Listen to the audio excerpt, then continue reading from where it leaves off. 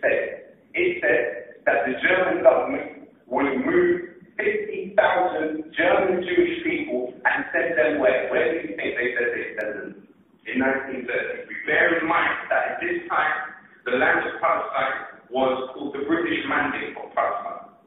So after the First World War, when the British succeeded with the help of many of the indigenous people of the land to win, they split the land up. The British Mandate of Mesopotamia, what we now call Iraq, the British Mandate of Palestine, the British and the French basically split up the land amongst themselves, divided amongst themselves. But when, in 1933, the land was called the British Mandate of Palestine, it wasn't called the British Mandate of Israel, it's called the British Mandate of Palestine.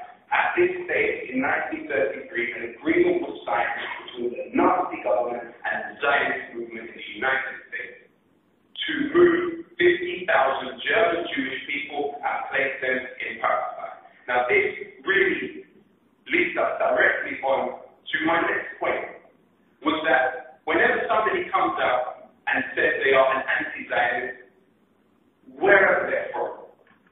I have a good friend of mine who lost family in the Holocaust, who is called an anti-Semite because he is an anti-Zionist. I'm sure you've heard of many scholars who have come out and opposed Zionism and been told, no, you're an anti-Semite. Well, on two levels, we can discredit this theory. Number one, we have the Nazis, who were without a doubt anti-Jewish. That's something that we can pretty much agree with. They signed up our agreement. That was in the interest of Zionism. This is the convergence of interest of Zionism and truly anti-Jewish feeling. Let's take it to another direction. The term Semite. What is a Semite? What are the credentials of a Semitic person? Arabs are Semites. Hebrew is a Semitic language, but so is Arabic. So therefore, you can very easily argue there are more Semites in the world who are anti-Zionist than Semites in the world who are pro-Zionist. If there is an ideology which has displaced, we have over 6 million Palestinian refugees in the world today. The biggest population of refugees from anywhere in the world are Palestinians. Are they not Semites? Or we could just take that word and say, okay, well, we only apply it to people from Hungary. We don't use it from people from Canada, from the United States, that have certain religion. We don't apply it to the indigenous people of that land who are themselves Semites. This is the question. So we have Zionism absolutely clearly is anti-Semitic in its nature. It's a colonial movement, a supremacist movement, which is based upon displacing and ethnically cleansing Semitic people. How is this not anti-Semitic? Why am I the anti-Semite if I turn around and say I disagree with colonialism? No, we must not accept these facts. We must not let people get us bogged down in these words. Because what does it mean? What does it really mean? So, of course, in 1948, the state of Israel was founded of 750,000 Palestinian people withdrew from their homes. Ms. Golda Meir, widely seen as the mother of the state of Israel, said there is no such thing as Palestinians. And today the BBC says there is no such thing as Palestinians. Why? Why does the BBC say there is no such thing as Palestinians? Well, if we look at the Director General of the BBC, is a man called Mark Thompson. He is the highest paid employee in the public sector in this country. This is a man who makes near £1 million per year, between £900,000 and £1 million per year. Who is Mark Thompson and what are his interests? When that phrase Free Palestine was banned from BBC One Extra, I was told by the DJ whose show it was on that the decision went all the way up to Mark Thompson. Who's Mark Thompson?